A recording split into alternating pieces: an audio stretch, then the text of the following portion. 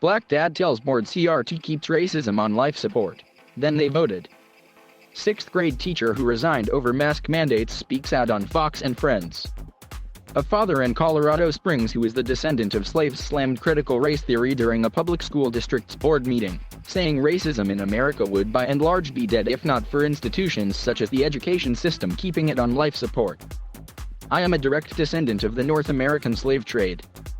Both my parents are black.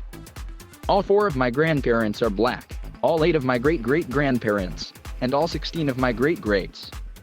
On my mother's side, my ancestors were enslaved in Alabama. On my father's side, we were enslaved in Texas, Father Derek Wilburn said during a board meeting last week. I am not oppressed. I'm not oppressed and I'm not a victim. Wilburn went on to say that racism in America would by and large be dead today if it were not for certain people and institutions keeping it on life support. Sadly, one of those institutions is the American education system.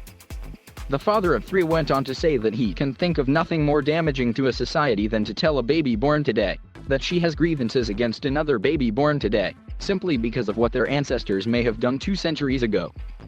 There's simply no point in doing that to our children, and putting critical race theory into our classrooms in part does that. Putting critical theory into our classrooms is not combating racism. It's fanning the flames of what little embers are left. I encourage you to support this resolution. Let racism die the death it deserves. The Colorado Springs School District 49 school board voted 3-2 banning critical race theory from its classrooms last Thursday following parents' testimonies. The driving force behind CRT and anti-racism is the acceptance of a worldview that encompasses specific notions about history, philosophy, sociology, and public policy. Board Director Ivy Leno and Secretary Rick Van Wieren wrote in a summary of the ban. By its own terms, CRT/anti-racism excludes individuals who merely advocate for neutral principles of the Constitution, or who deny or question the extent to which white supremacy shapes our institutions. Wilburn went on to say in the video that his 3 children are not oppressed, either, though they are victims. I taught my children they were victims of 3 things: their own ignorance, their own laziness, and their own poor decision-making. That is all, he said.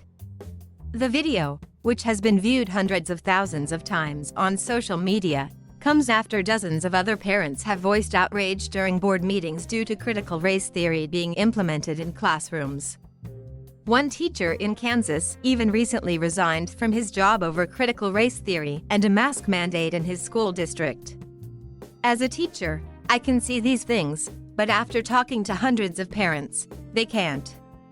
Why wouldn't the public school system want the parents to know everything that their child is being exposed to? Why aren't the parents being asked before these decisions are being made? And when they do, why do the board decisions not match the data on the surveys? As a district that prides itself on being data-driven, they do not seem to be following any real data on any of the issues.